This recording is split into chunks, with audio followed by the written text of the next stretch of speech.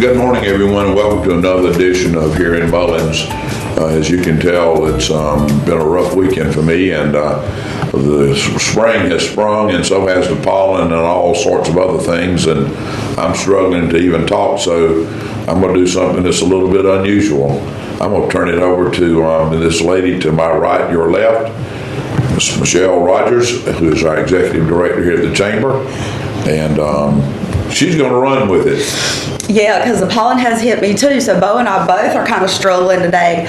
But we're happy to be here this morning, and we have our new chamber president with us, Miss Ray Moore, and our treasurer, Kathy Cribbs, and we also will have a little segment with the curator of the South Carolina Tobacco Museum, Miss Rhonda Bain. So you stay tuned because we've got lots of exciting things coming up. You're watching Hometown TV, Channel 8. And we're back, and Rhonda with the South Carolina Tobacco Museum is here, and she's got some goodies that she's going to talk about. I do. Thank you, Michelle.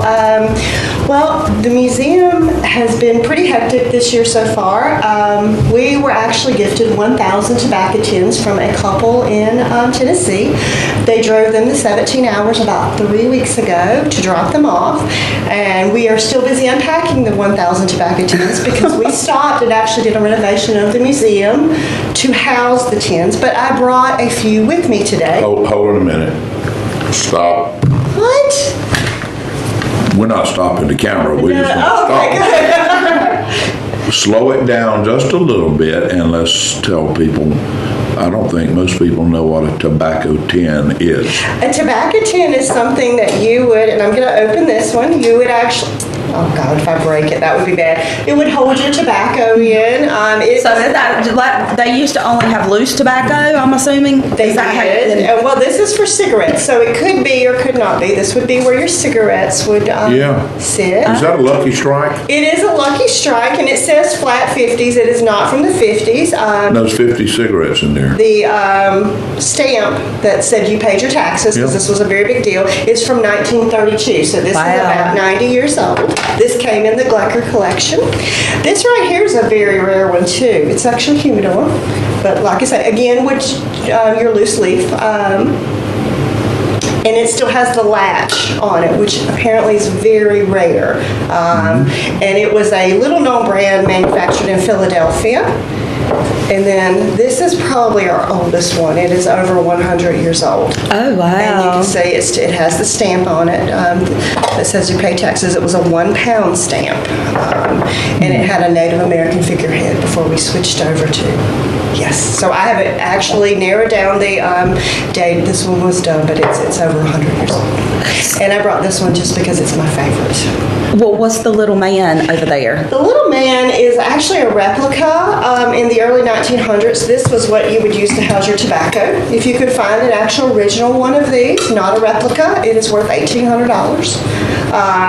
But this is our replica. We now have 4 of them in there, and yes, they're all replicas. Wow. But yes, it's called Roly Poly, and each of them have a occupation. We have a butcher, we have baseball players, singers, whatever. We don't have a singer, but yes.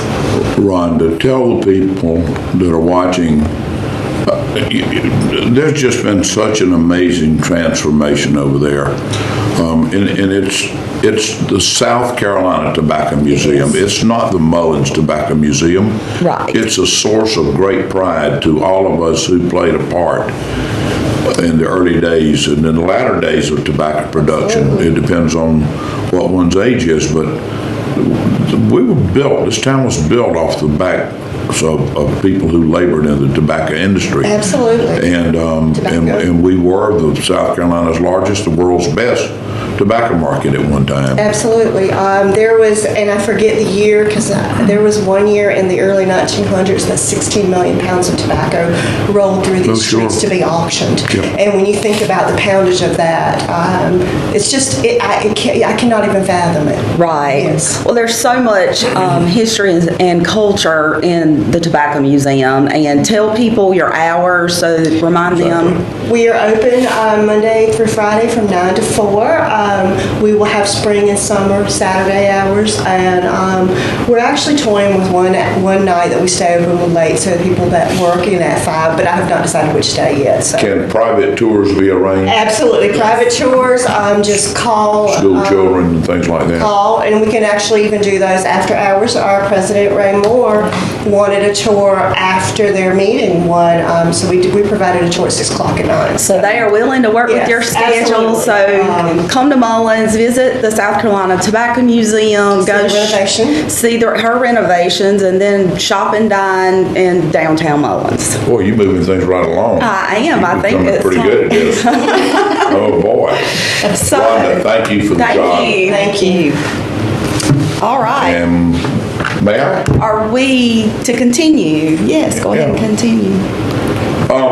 Ray, Yes. it's wonderful having you here with us. Ray is the president of the Mullins Chamber, Greater Mullins Chamber of Commerce, and she's here under great duress. She doesn't want to be here. She doesn't like to talk, but she does a great job when she does decide to do it. You off to a good start so far? Yes, I like to work instead of talk about it. And she's getting a lot of good things done. We've got a lot of great things coming Turn it over up. to you, Michelle. Keep going. The first thing that we are all working on at the chamber is our legislative breakfast. That is going to be on Monday, March 16th. So that's a week from Monday. today. Well, a week from yesterday. It's at 7:30 a.m. It'll be housed at the Mullins First Baptist Fellowship Hall. That is the venue. We've held it there for several years, as long as I'm aware of. At least 8 years that I know of. And they are so nice to let us come in and hold it there. So we really appreciate the Mullins First Baptist and Reverend Robbie Baxley, who will also be in attendance and speaking on the list We've of got programs. representatives from all of the federal, the 2 senators, the House member, and we have our local representatives, Senator Williams, Representative Atkinson, and Representative Roger Kirby. And then we'll have, like I said, representatives from the federal agencies and federal representatives. And so we've got a full contingent of people who can bring us up to speed and tell us what's going on. Right. It's going to be a good Right, good it's event. always great to know what's going on from Mullins to Washington D.C. and across the nation, and so that's why we try to bring all the representatives, state and national, representatives in for you to be able to come in and find out the issues that are going to affect your families and your businesses and our town in general. And we got tickets available. We do have tickets available, $10 a piece. $10. That gets you a full breakfast. That's going to be provided by MUSC Marion Medical Health, or MUSC Health Marion Medical Center, rather. And It'll be they're one of our delicious. major sponsors. They are our sponsors. We have, the city is, of course, sponsoring, and we have Battle and Allen attorneys are sponsoring, and the Marion County Republican Party. So get your tickets this week and join us on Monday for the breakfast. Okay. It's going to be a good event. And I think this is a good point right here that we can kind of look in the camera and say, we'll be back after these messages. You're watching Hometown TV, Channel 8. And we're back. Well, I guess I'll take this segment because nobody can do this quite as well as I can. Well, it is a poor frog that won't praise his own pie. That's right. We've got our recreation director, Alan Floyd, here with us today, and got him here to talk about something that's never happened in our town before. It's a historical moment for us, and it's a big deal. And he thinks that's why he's here to talk about it. And but there's another reason he's here, and if I had told him the reason, he wouldn't have come. I had the great pleasure a few weeks ago going to Florence to the Performing Arts Center to see my friend and our city athletic director receive a very prestigious award. And he was awarded the Marion Medallion, which is something that Francis Marion University started about 8 to 10 years ago. And it's rarely given to politicians, especially those who are alive. But in this case, it was given to two very worthy individuals, and I was, as I said, very proud to see Alan receive one of two medallions that day. And on behalf of the city, I want to thank him for his service to our city and to our young people, and even to the parents, because Alan believes in if you can't keep the parents straight, the kids won't be straight. And I said in an interview that he has a saying: "You be good or you be gone." And so, Alan, thank you for the service you've shared with the people of Mullins, and I congratulate you on behalf of the city of Mullins for that wonderful award, and it was well deserved. Now we'll turn it over to you and tell us about our great basketball teams that had a wonderful weekend. Well, we had two teams competing in the state, our 10 and under boys and our 17 and under boys, and we traveled to the Clemson area on Friday, carrying probably 45 or 50 of our parents and players and coaches, and had the opportunity on Friday night to see Clemson University play Georgia Tech. Oh, wow. Which was really a once in a lifetime for a lot of our kids. Had one of our parents get all the tickets. Something they'll always remember. Yeah, absolutely. And then on Saturday, our 10 and under started off the day playing Seneca. They beat Seneca, and then in the state championship game, they ended up playing Abbeville, and we won that game 39-37 in a thriller. Had the opportunity just about 30 or 40 miles away to scoot over to Westminster, where our 17 and under boys had already beaten the Columbia team and were playing in the state championship against Westminster. The mayor of the town happens to be a very good friend of mine, and we had a little side bet. He owes you. 5 pounds of barbecue against 5 bushels of apples. And I wait for the apples to come. Well, and we really played well. We won the game 70-56. So That's why he hadn't called me back. we spanked them pretty good. And this is the first time that I've ever remembered. We've had two teams in the last few years to go to the state, but this is the first time we've ever been fortunate enough to win both games. So hats off to our teams. That's a big deal, and I think we're making plans to recognize the kids and the parents. Supposed to be there tonight. Okay, and we have a city council meeting tonight, and we hope to recognize them, and then at another time. But as we said, that's a very historical occasion for our teams, and it could have happened at a better time. You've had 2.5 wonderful weeks.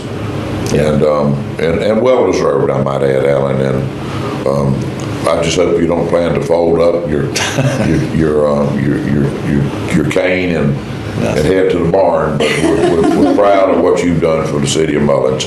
Well, let me just add one thing. In the last year, and this is kind of piggybacking on our 12 and under boys went to the World Series in baseball. Sure did, First time in the history. Yep. And then our girls. And I don't remember us ever winning a district and participating in the state and girls softball, but we also did that with a good group of girls. So for the last year, we've been very fortunate as far as winning, even though we've always had participation, great participation. We've just been blessed this year for winning so many games. We have. And thank you for sharing that with us. Alan also serves as one of our county councilmen, and if you got any problems, call him, not me. And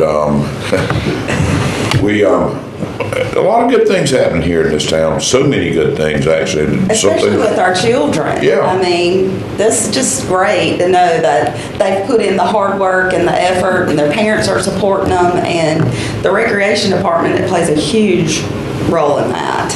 And not to mention what's happening on Main Street. Right down Main Street any day, and you see cars all up and down Main Street. It's a wonderful sight to see. We've got new businesses coming, and then we do have something big coming in June. And let's go and tell the people now. June 6th, we have Let's Cruise Main Street, and we've got a wonderful band coming, Too Much Sylvia. They've got a great following, And folks, put it on your calendar. Cars, music, food, and we're just always trying to do things to bring the public out and make life interesting here in Mullins. And there are a lot of other things that we'll be talking about in the weeks and months ahead.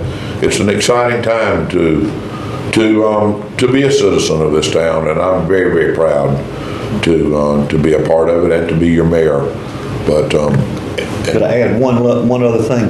In the next 12 months, we're going to be renovating our gym. Yep. About $1 million investment, and then we're going to have 4 new tennis courts at our recreation complex. So, I think we've made the turn, and things are looking really good for our city and our county.